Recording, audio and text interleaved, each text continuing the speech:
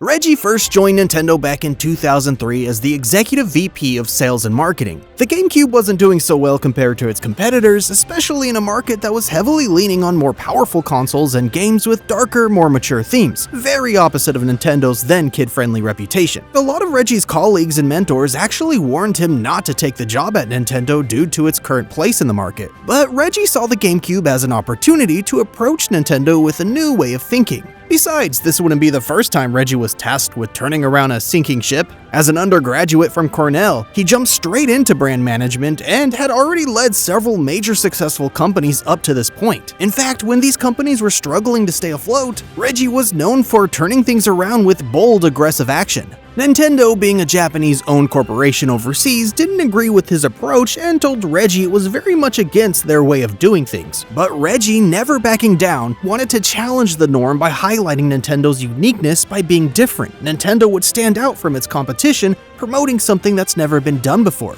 They have a legacy of innovation. By not being fearless, it would go against everything he believed in as a leader who should run a successful business. And so, during his interview with Nintendo, Reggie boldly asked to meet with global president Satoru Iwata, something almost unheard of, especially in a traditional Japanese company when hierarchy is strictly followed. He wanted to be sure Iwata's vision matched that of his own, and it did. Reggie and Iwata knew that in order to be a successful, innovative company, it would have to go beyond just the console's power. Reggie's debut marked a new shift for Nintendo, and it was a stark difference from the Nintendo we saw before. My name is Reggie. I'm about kicking ass, I'm about taking names, and we're about making games. And just 3 years after joining Nintendo, and only a few months before the Wii's big release, Reggie was promoted to President and Chief Operating Officer of Nintendo of America. At this point, it was very clear Nintendo was about making games for everyone. No matter your age or demographic, Reggie was 100% committed to getting Nintendo into not only every living room and bedroom, but also hospitals, retirement homes, schools, and more. He wanted the Wii and the DS to be a lifestyle, and in order to do this, Reggie knew communication was everything. To his teams at Nintendo, from presentations to ad campaigns and product placement, all the way down to the consumer, Reggie's presence was a key player in the success of Nintendo's new public image, ensuring everyone understood Nintendo's vision and what they stood for. And through the creation of Nintendo Direct, Reggie was able to connect the higher-ups at Nintendo's Kyoto headquarters with fans all across the world, bridging the gap with Western audiences. He'd even star in funny skits, getting involved with community events, and was even a presence in the online creator space. Reggie had a unique way of showing appreciation with Nintendo's fans, and in return, the people felt like they were being heard. Under Reggie's leadership, Nintendo was able to connect with fans in a way that felt personal, a rare sight for any big corporation, let alone a top executive. While his big ideas might have had some pushback, like bundling Wii Sports with the Wii, the people at Nintendo trusted Reggie's judgment, and everyone respected his decisions because they could see that he never swayed from his core beliefs. He would never ask someone to do something he wouldn't do himself. Iwata once said employees wanted to make him happy. But Reggie was also very tough with business partners and turned things around with retailers who would usually make demands from Nintendo. Instead of giving in, he would flip the script and make them play by Nintendo's rules. Like most things he does, it was a big risk, but it paid off. The Wii would go on to become the best-selling console of its generation, surpassing the PS3 and the Xbox 360, and the DS would become the highest-selling handheld of all time, with just a few million units short of becoming the most-sold console of all time. All of this putting Nintendo back in the race and proving just how influential Nintendo's brand had become all across the globe, thanks to instrumental leaders like Reggie leading the charge to make it happen. But he knew it went beyond just marketing. Internally, he pushed for a safer, more diverse, and fair work environment, which in return would reflect on their customers, who would also receive fair pricing. Reggie believed it all started at the top. Bad culture means bad leadership, and bad leadership means an unsafe workplace, which ultimately means a bad experience for fans. And he made it his highest priority to ensure the culture was set right, making adjustments throughout Nintendo in order to culminate this way of thinking. Instead of laying off staff, Nintendo continued to support their overall philosophy of protecting employees over profits. And with the Wii U's weak launch lineup, along with Nintendo losing third-party support, the market in which Nintendo made work, which aimed at everyone, wasn't working anymore. And their own executives chose to cut their own pay to protect their employees, showing the kind of culture they were committed to defend. defending. He emphasized the importance of teamwork, once saying that there's only so much I can do as president of the company, but if I have the right mentality,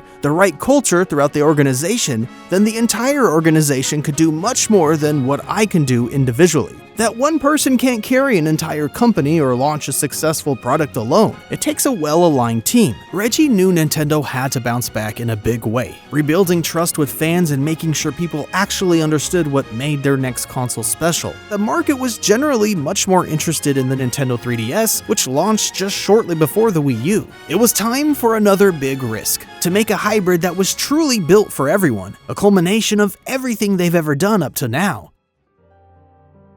However, Reggie soon learned that, sadly, Mr. Iwata's cancer had unfortunately returned. And even despite the gravity of the situation, Iwata still shifted the conversation towards the future of Nintendo, the development of the Nintendo Switch, which he described as critical to the company's future, trusting in Reggie's ability to move the company forward in the right direction. And not long after, in 2015, the gaming world lost its most unique and influential leader. Reggie lost his boss, mentor, and his close friend. Reggie has said that Iwata's leadership, humility, and values deeply shaped him, and that Mr. Iwata was the best boss he ever had, that he listened much more than he talked, and that he encouraged experimentation. He was humble, and one of the key takeaways Reggie shared from Iwata's legacy was the importance of putting the player first and leading with empathy.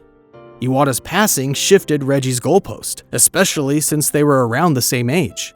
And so, Reggie started laying the groundwork for his departure, but only once he knew Nintendo was heading in the right direction. He wanted to make sure the right people were in the right place and things were on a steady upswing. He made sure the message was very clear this time. Play anytime, anywhere, with anyone. And with a very strong launch lineup, and a smarter focus on Nintendo's biggest assets like Zelda and Mario, the Switch became a huge success and a massive comeback, with it well on its way to surpassing even the DS and possibly the PS2 as the most sold console of all time.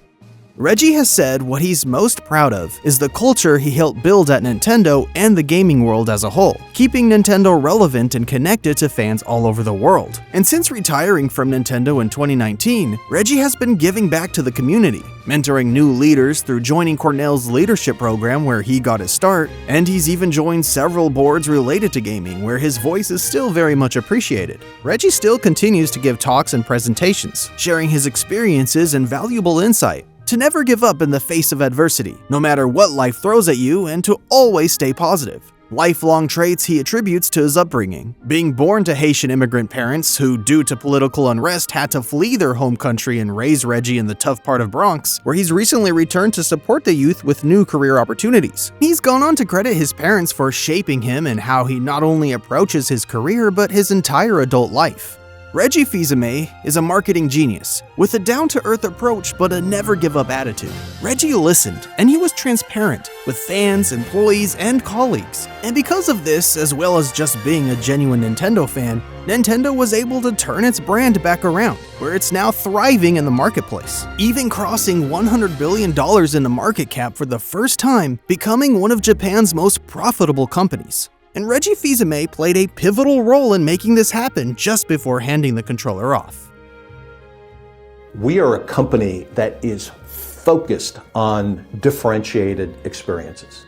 We will not do the same thing that other people do. Mr. Iwata famously said, we are a company that runs toward risk, not away from it. We're fortunate that oftentimes those chances and risks win in the marketplace, but sometimes they don't. But at its heart, we believe in differentiated experiences. If you're interested in learning more about Reggie's life and his background, you can read his book which he released a few years ago called Disrupting the Game, which I also link below. It's honestly a really good read and there's a lot more you can learn about there. If you enjoyed watching this video, let me know and I'll be sure to make more just like this one. Until next time, bye!